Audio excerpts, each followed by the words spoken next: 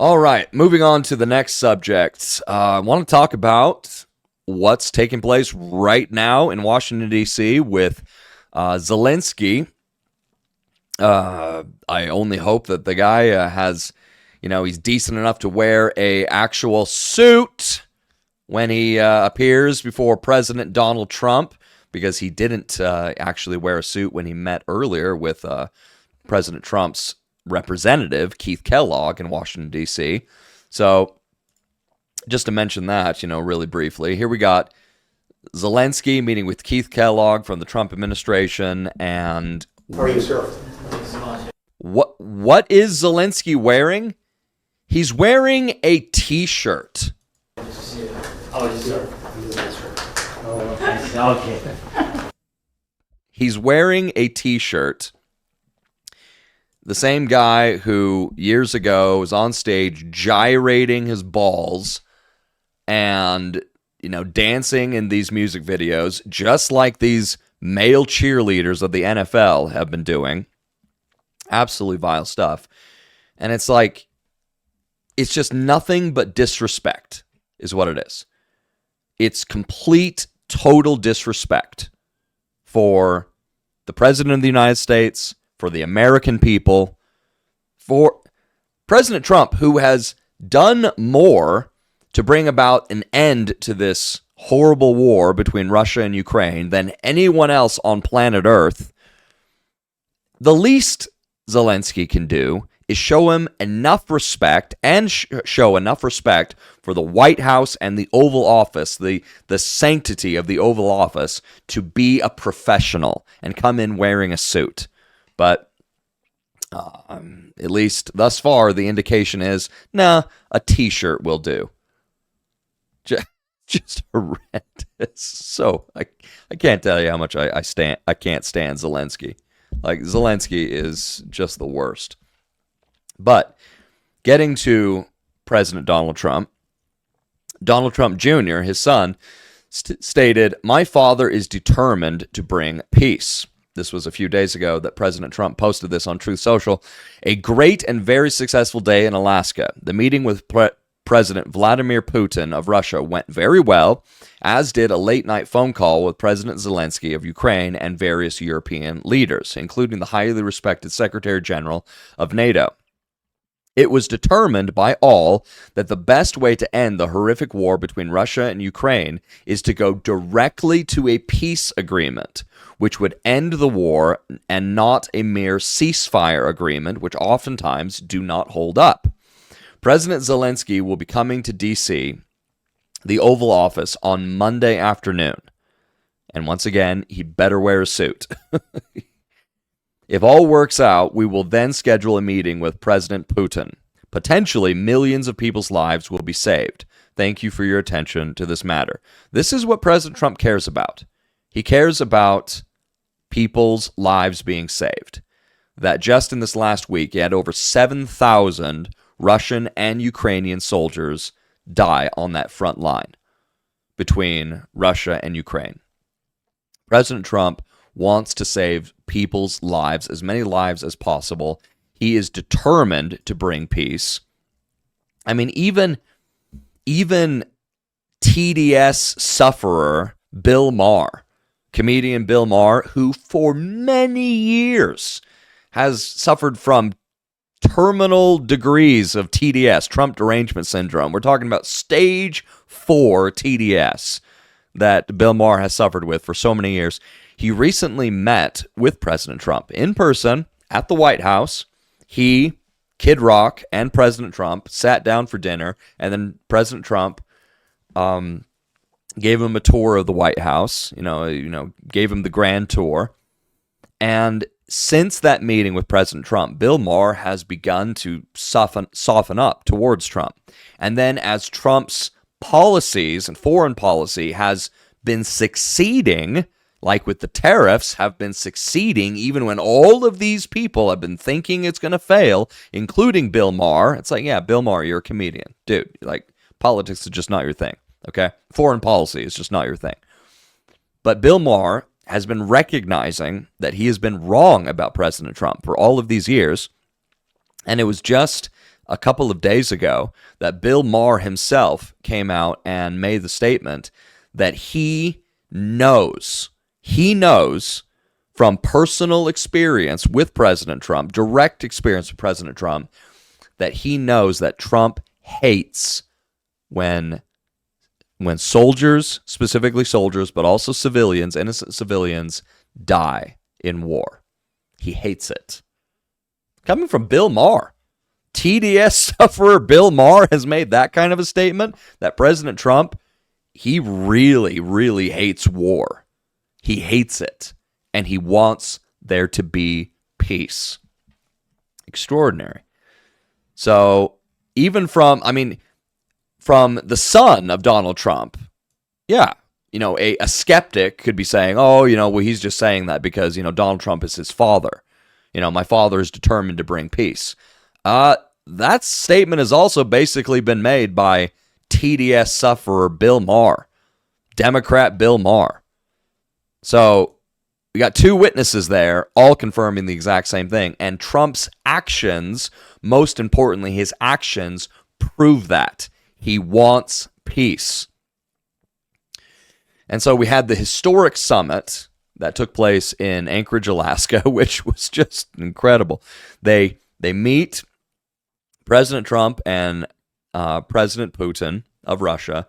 They meet on the red carpet there at the military base in Anchorage, Alaska, and they're walking down the red carpet, flanked on either side by American F-35s. And then what happens is that as they're getting close to the podium, and Trump had arranged this, and it was just perfect. It was synchronized so great that a B-2 Spirit stealth bomber, also flanked by two on either side of its wing, a total of 4 F-35s, flies directly overhead. Like this B-2 bomber goes right over the head of President Vladimir Putin.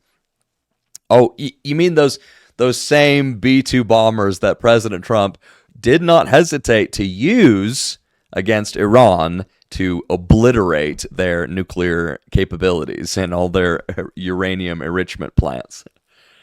You think that Putin got the message? Of course he got the message. But at the same time, Putin is a man of courage and a man of strength who understands America flexing its muscles. He understands Trump's peace through strength policy, and he respects it. He fully respects Trump, and he respects the strength of America, but he also has his country to worry about. That's the thing with Putin. As I've stated in 2 past episodes about this very subject, and you need to know this. You have to know all of this history that led to the Russia-Ukraine war, okay? Putin going into Ukraine is not just, hey, I woke up on the wrong side of the bed one morning and I just feel like invading my neighboring country. That's not why it happened. That's not why it happened at all. It happened because Putin needed to put his foot down at some point and say enough is enough. That America has given us, the Russians and the Russian people, promises for the last 32 years, and every single one of these promises has been broken because starting in 1990 and going all the way to the beginning of the war in 2022, you have every president of the United States of America except Donald Trump, every other president, Bush Sr., Bill Clinton, Bush Jr., Barack Obama, and Joe Biden, all of them looking to expand NATO, looking to push NATO further eastward, when Russia was given the promise all the way back in 1990 that NATO will not move 1 inch eastward. Oh, how about thousands of miles eastward? Thousands of miles eastward, right up to the doorstep of Russia, where now, under former President Barack Obama, treasonous Barack Obama, that we now know was at the head of the Russia hoax, all of that, Russia crap, Barack Obama is at the head of all of that. Barack Obama, the United States military, under that scumbag president, overthrew the Ukrainian government. Okay? Like, there was a coup against the legitimate Ukrainian government and its president, and Obama, with the United States, overthrew that government in 2015, and then installed a Western-friendly nation, a Western-friendly president, Zelenskyy. And the president and the government before in Ukraine was loyal to complete neutrality, that we're a neutral state between Russia and the West, between Europe. We're this buffer zone that we need to be here. We need to remain completely and totally neutral so that war doesn't break out. But we overthrew that government and installed a Western-friendly government solely for the reason of pushing the globalist agenda, which ultimately leads to war. Vladimir Putin entering Ukraine was simply him putting his foot down and saying, enough is enough. You guys have lied to us many times. You've broken all of your lies. You've broken all of your promises, excuse me. You've lied to us. You've broken your promises. You told us that NATO would never be expanding eastward. And now you've overthrown our neighboring country of Ukraine and installed a Western-friendly government, friendly to you, that you're now inviting into NATO. So NATO is now going to be literally on our border. No, I need to actually preserve Russia. I need to protect my nation, the sovereignty of my people. That's the whole reason it happened. That is the reason.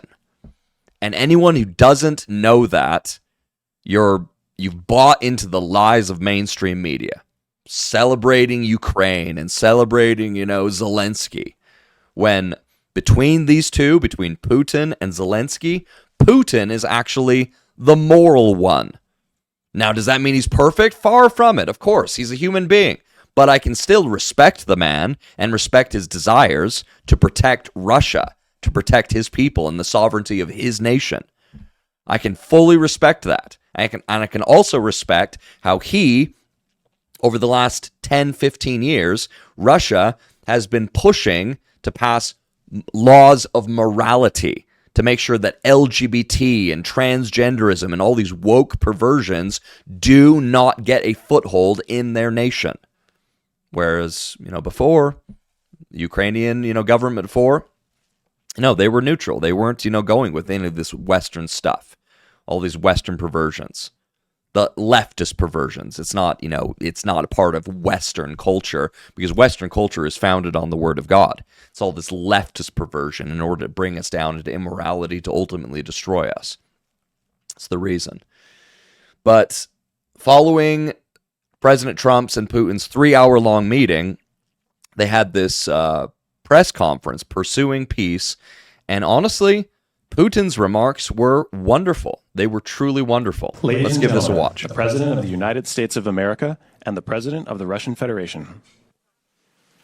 Mr. President, ladies and gentlemen, our negotiations have been held in a constructive atmosphere of mutual respect.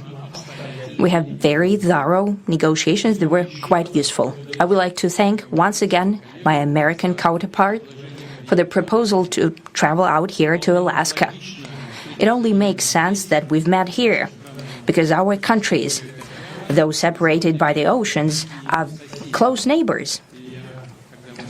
So when we've met, when I came out of the plane and I've said, "Good afternoon, dear neighbor. Very good to see you. In good health, and to see you alive." Yeah, that's important. In good health and to see you alive. referring to, obviously, the assassination attempt, July 13 of 24, against President Trump. At that time, just citizen Trump. But it was Vladimir Putin that, after President Trump won and gained the office in January of this year, Vladimir Putin had a Russian painter paint this beautiful scene of Trump raising his fist there in Butler, Pennsylvania, blood streaking down the side of his face. And you have the Statue of Liberty in the background. You got the American flag in the background. He's pumping a beautiful painting that was done by a Russian painter and then gifted to President Trump by Putin. Putin fully respects President Trump, fully respects the man. Unlike another, leader who has shown extraordinary disrespect for President Trump and the Oval Office and the authority of the White House. Certain Zelenskyy. But getting back to President Putin and his remarks.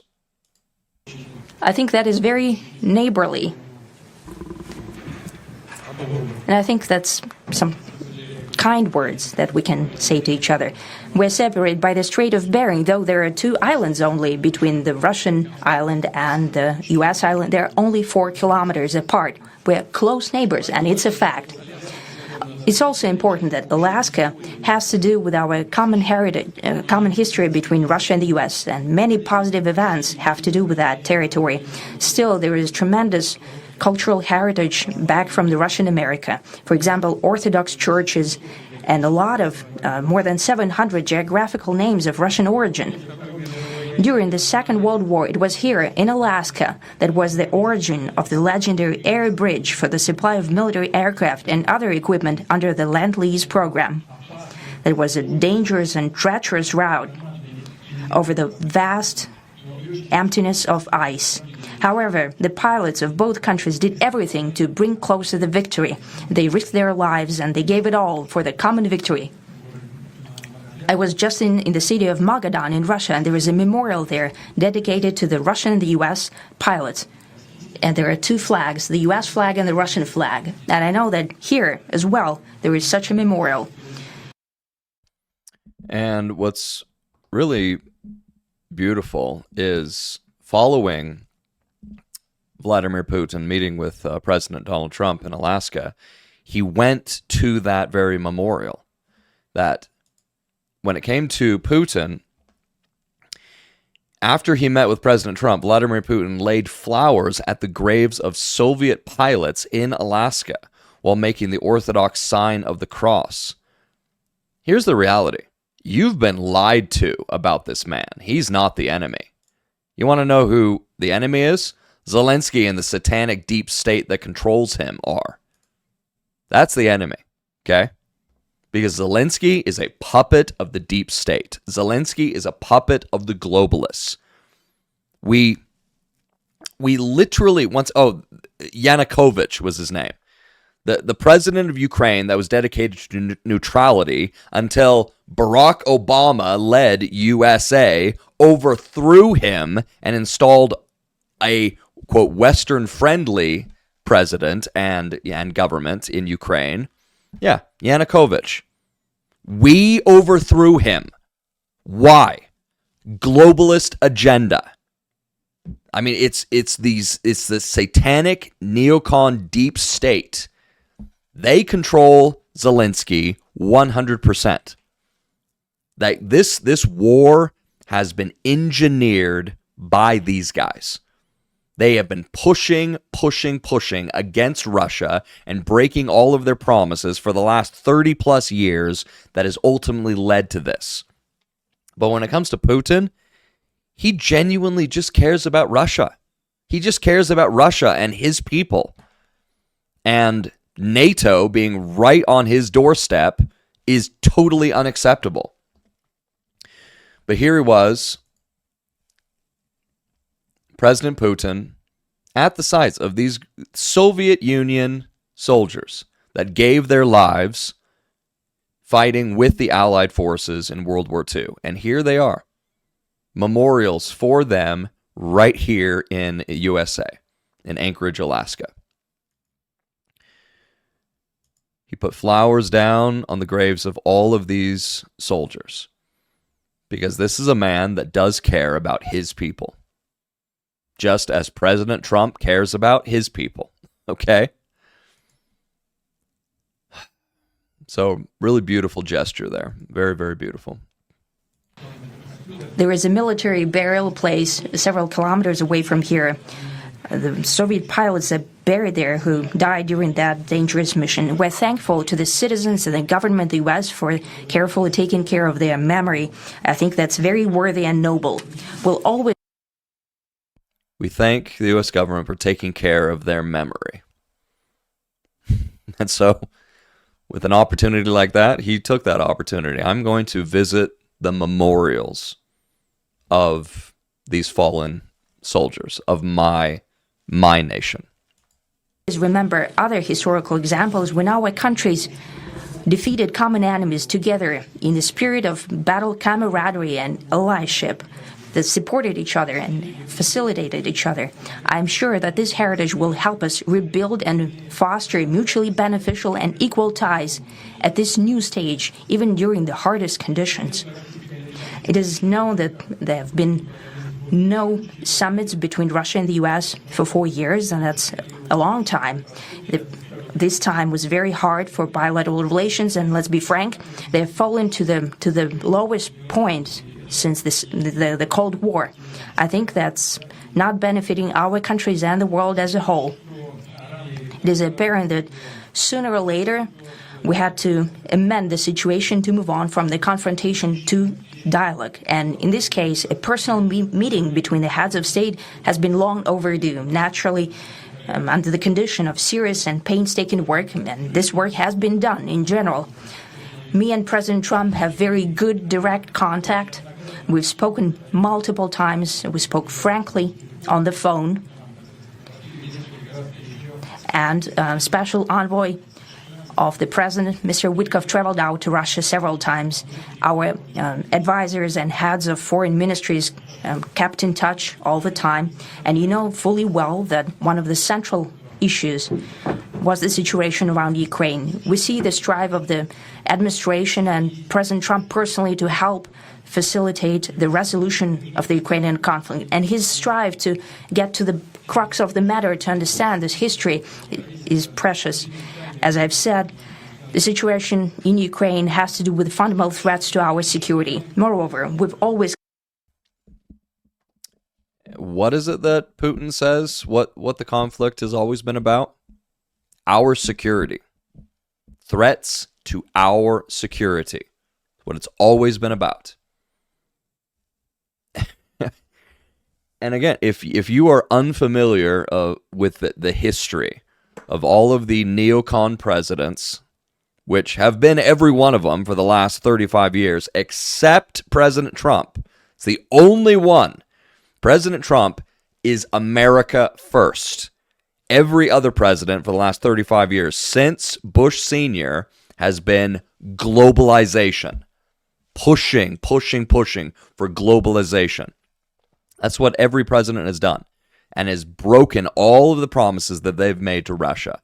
That has led to this war, which could escalate into a World War III nuclear Armageddon scenario. Do I think that it will reach that point? Not with President Trump. With President Trump, it will not reach that point. But if Hillary Clinton had won, praise God Almighty, she didn't. But if Hillary Clinton had won in 2016, she had already made statements that, yeah, we're going to go into Ukraine. We're going to go into Ukraine, and we are going to be continuing our push eastward. She had already made those statements. So if Hillary Clinton had become president in 2016, I have no doubt at all that World War III would have been a result. No question. Because the agenda of the globalists would have been pushed continuously. And then after, Hillary could have been president for 8 years, and then it could be another one of these globalists. God Almighty has used the same man, that man being President Donald J. Trump.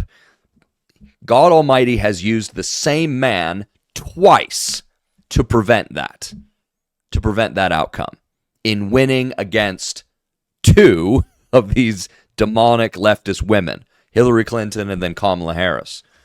But the only way that the Democrats could have won and regained power was in 2020, and they used COVID and mail-in ballots and voting machines to do it, voter fraud to do it, and they continued their woke and globalist agenda under Joe Biden.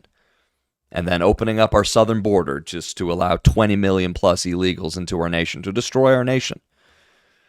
President Trump has been used twice by the Almighty to put a stop to the globalization, to put a stop to their evil satanic agenda. And President Putin, he comes out and he says that's what this has always been about. The whole war in Ukraine, the situation is our security. That's we are here to protect our right to exist, our sovereignty. Considered the Ukrainian nation, and I've said it multiple times, a brotherly nation, however strange it may sound in these conditions. We have the same roots, and everything that's happening is a tragedy for us and terrible wound. Therefore, the country is sincerely interested in putting an end to it. At the same time, we're convinced that in order to make the settlement lasting and long-term, we need to eliminate all the primary roots, the primary causes of that conflict. And we've said it multiple times, to consider all legitimate concerns of Russia and to reinstate a just balance of security in Europe and in the world on the whole. And I agree with President Trump, as he has said today, that naturally the security of Ukraine should be ensured as well. Naturally, we are prepared to work on that. I would like to hope that they... Yeah, Ukraine should be secure as well. No question about that. But it's going to require a change of government. Now, Zelenskyy has already come out and he stated that we can't think about ceding any land, to Russia. We can't have those concessions with Russia. We can't give them any land because our constitution, the Ukrainian constitution, doesn't allow for it. Oh, it doesn't allow for it. Well, Zelenskyy, does your Ukrainian constitution allow for you to be a perpetual dictator? Because that's what you are. That's exactly what Zelenskyy is. Gotten rid of elections in his nation because, it's wartime. That's not an excuse, okay? Zelenskyy is a puppet of the satanic globalists, and he got rid of elections in his nation in order to be a perpetual leader of Ukraine. So his reason, no, we can't cede any land to, Russia. We can't make those kinds of concessions because our constitution doesn't allow it. Your constitution also doesn't allow you to be a dictator, but you've done that. If there's going to be peace, an actual peace agreement between Russia and Ukraine, it has to get back to Ukraine being neutral. A government that is dedicated to neutrality for Ukraine. That is not going to be taking the side of the West and is not going to be taking the side of Russia, but is totally unique and a buffer zone between Europe and Russia. That's what's needed. That is what's needed. And Putin knows it, and I believe Trump knows it, and that's what has to happen. The question is, will Zelenskyy go along with it? And will the European nations go along with it? With President Trump at the helm, I do believe that there's hope that they will go along with it if enough pressure is applied. But that's what has to happen. Agreement that we've reached together will help us bring closer that goal and will pave the path towards peace in Ukraine. We expect that Kiev and European capitals will perceive that constructively and that they won't throw a wrench in the works. They will not make any attempts to use some backroom dealings to conduct provocations to torpedo the nascent progress. Incidentally, when the new administration came to power, bilateral trade started to grow. It's still very symbolic. Still, we have a growth of 20%. As I've said, we have a lot of dimensions for joint work. It is clear that the U.S. and Russian investment and business cooperation has tremendous potential. Russia and the U.S. can offer each other so much in trade, digital, high-tech, and in space exploration.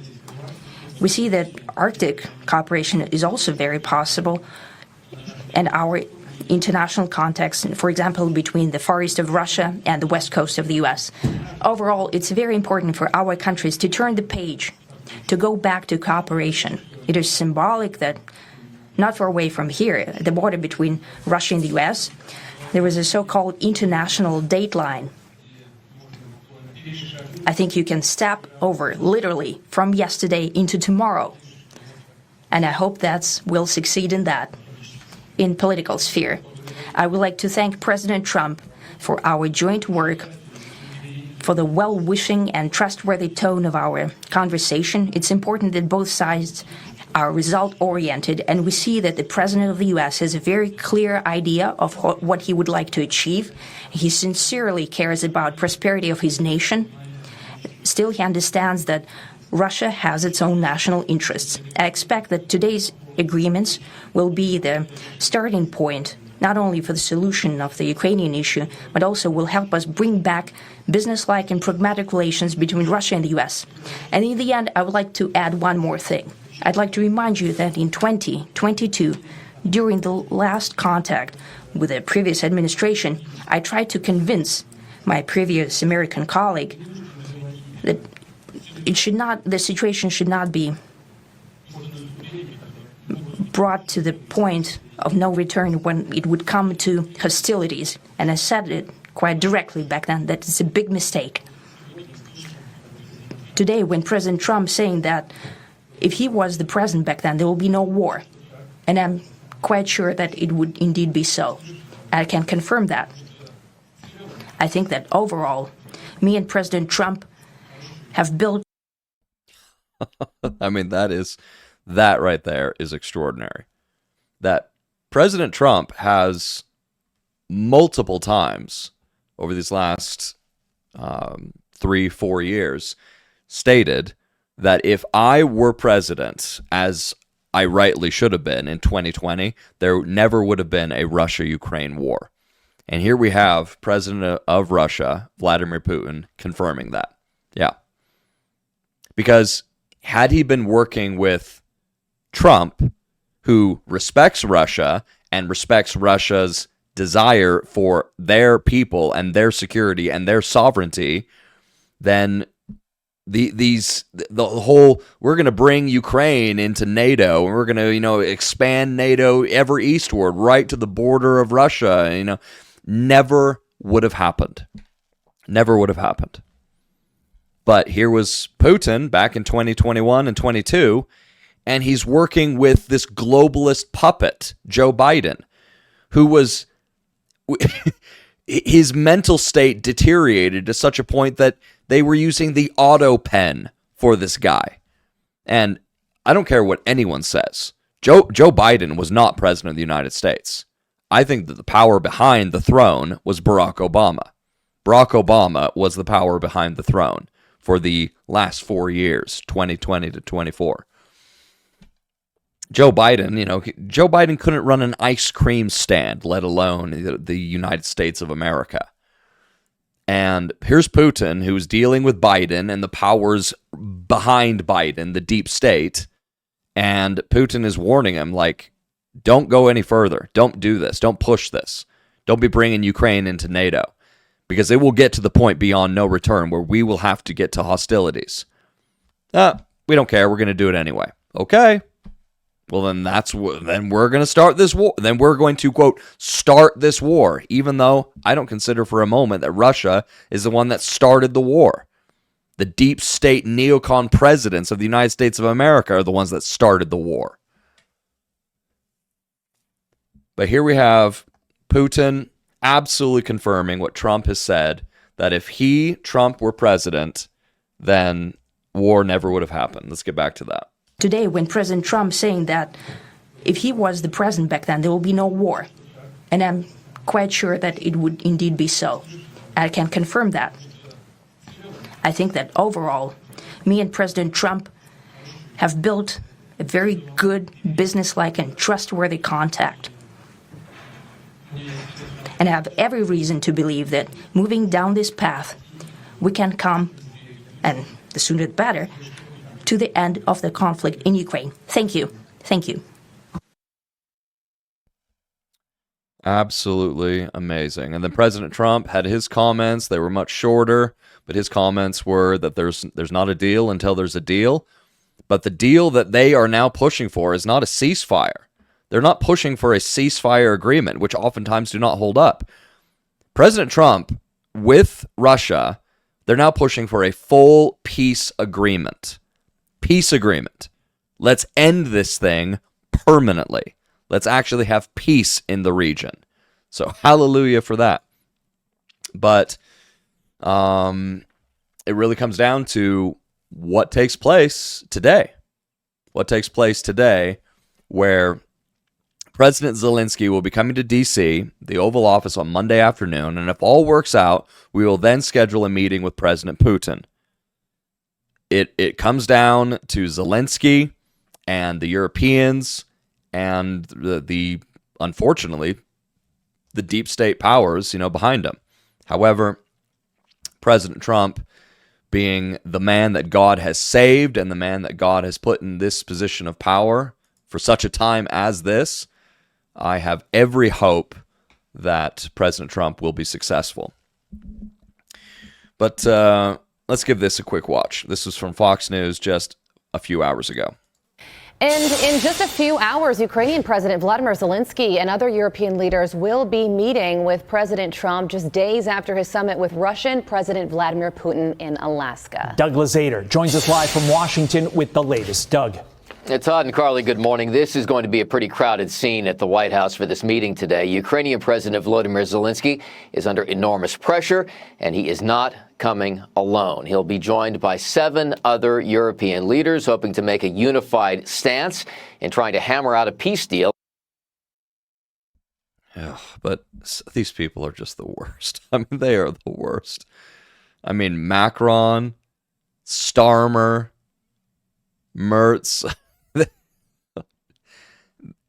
You're looking at faces of globalists right there.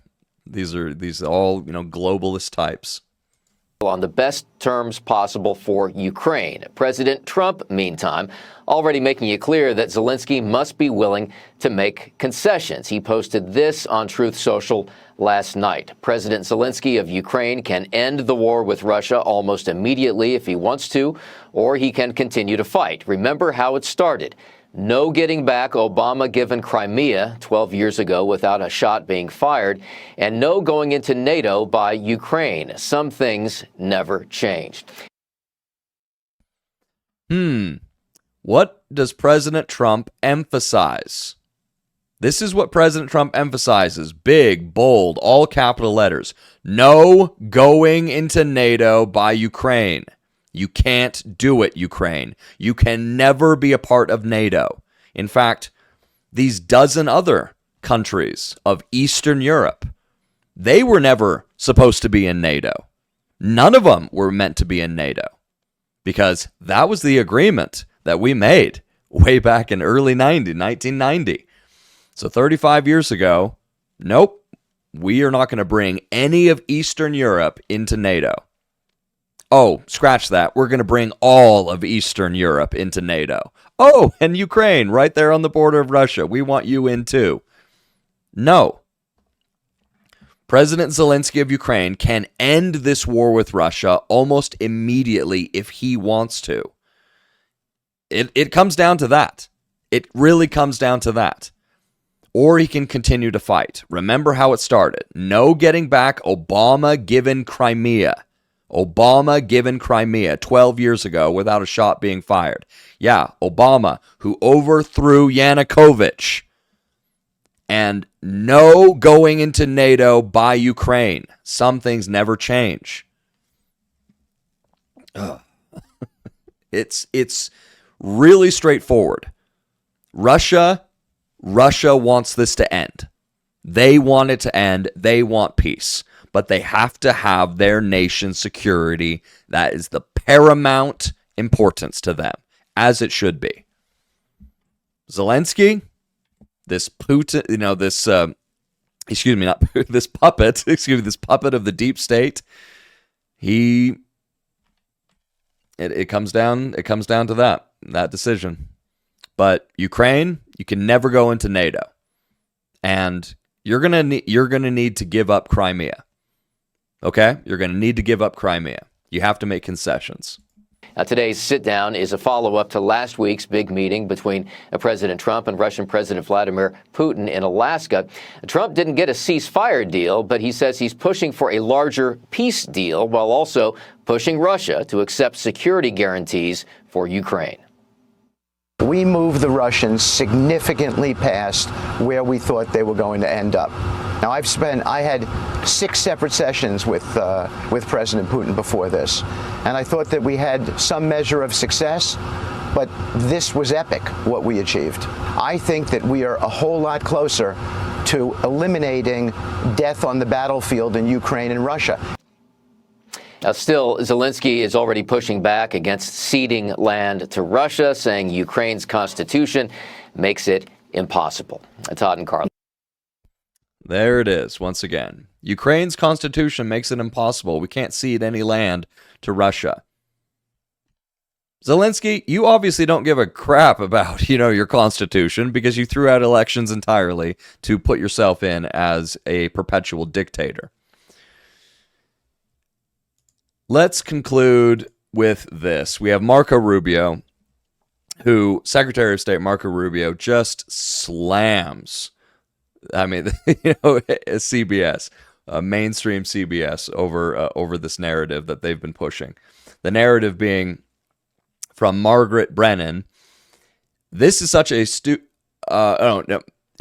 Marco Rubio says to Margaret Brennan that this is such a stupid media narrative that European leaders are coming here tomorrow to Washington, D.C. on Monday because Trump is going to bully Zelenskyy into a bad deal. We've been working with these people for weeks. We invited them to come. Let's give this a watch, and then we'll bring this to a close. There is concern from the Europeans that President Zelenskyy is going to be bullied into signing something away. That's why you have these European leaders coming as backup tomorrow. Can you? No, it isn't. That's not why they're coming as back. That's not true. No, but that's not why. That's not true. They're not coming here tomorrow to keep Zelenskyy from being bullied. They're not coming. February Oval Office meeting in front of television cameras where President Zelenskyy. Do you know how many meetings we've had since then? Oh, no, I know. And I was just up in Alaska watching the one with Vladimir Putin where a red carpet rolled out. No, but it was Zelenskyy. We've had more meetings. We've had one meeting with Putin and like a dozen meetings with Zelenskyy. But that's not true. They're not coming here tomorrow to keep Zelenskyy from being bullied. They're coming here tomorrow because we've been working with the Europeans. We talked to them last week. There were meetings in the UK over the previous weekend. And they said President Trump was going to demand a ceasefire as early as Thursday. No. But you said that they're coming here tomorrow to keep Zelenskyy from being bullied. They're not coming here tomorrow. Oh, this is such a stupid media narrative that they're coming here tomorrow because Trump is going to bully Zelenskyy into a bad deal. We've been working with these people for weeks on this stuff. They're coming here tomorrow because they chose to come here tomorrow. We invited them to come. We invited them to come. The president invited them to come. But the president told those European leaders last week that he wanted a ceasefire. The president went on television, said he would walk out of the meeting if Vladimir Putin didn't. He wants the war to end. He wants the war to end no matter what. And for Russia's going to make concessions, and they're willing to make concessions. It's all about Zelenskyy. Are you willing to make concessions to bring this war to an end? Oh, no, he's going to get bullied into a bad deal. Agree with on. He said there would be severe consequences if he didn't agree to one. He said he'd walk out in 2 minutes. He spent 3 hours talking to Vladimir Putin, and he did not get one. So there's some because mixed obviously messages. things happened during that meeting. Well, because obviously look, our goal here is not to stage some production for the world to say, oh, how dramatic, he walked out. Our goal here is to have a peace agreement. Yeah, our goal is to have a peace agreement. Our goal is not to just, we're going to put on this show, for all the world to see. That's what the left is interested in. Trump is interested in peace. End this war, okay? And obviously we felt, and I agreed, that there was enough progress, not a lot of progress, but enough progress made in those talks to allow us to move to the next phase. If not, we wouldn't be having Zelenskyy flying all the way over here. We wouldn't be having all the Europeans coming all the way over here. Now understand, and take with a grain of salt, I'm not saying we're on the verge of a peace deal, but I am saying that we saw movement, enough movement to justify a follow-up meeting with Zelenskyy and the Europeans, enough movement for us to dedicate even more time to this. You talk about the sanctions. Look, at the end of the day, if peace is not going to be possible here, and this is just going to continue on as a war, people will continue to die by the thousands. The president has that option to then come in and impose new sanctions. But if he did this now, the moment the president puts those additional sanctions, that's the end of the talks. You've basically locked in at least another year to year and a half of war and death and destruction. We may unfortunately wind up there, but we don't want to wind up there. We want to wind up with a peace deal that ends this war so Ukraine can go on with the rest of their lives and rebuild their country and be assured that this is never going to happen again. That's the goal here. We're going to do everything possible to make that happen if it's doable. It will require both sides to make concessions. It will require both sides to get things they're asking for. That's how these deals are made, whether we like it or not. It will require what? We're going to do everything possible to make that happen if it's doable. It will require both sides to make concessions. It will require both sides to get things they're asking for. That's how these deals are made, whether we like it or not. You know. It will require both sides to make concessions. And ultimately, it really comes down to Zelenskyy.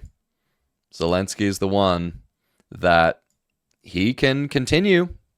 He can continue seeing his nation spiral, downward towards its ultimate destruction, because long term, there is no winning strategy for Zelenskyy and Ukraine.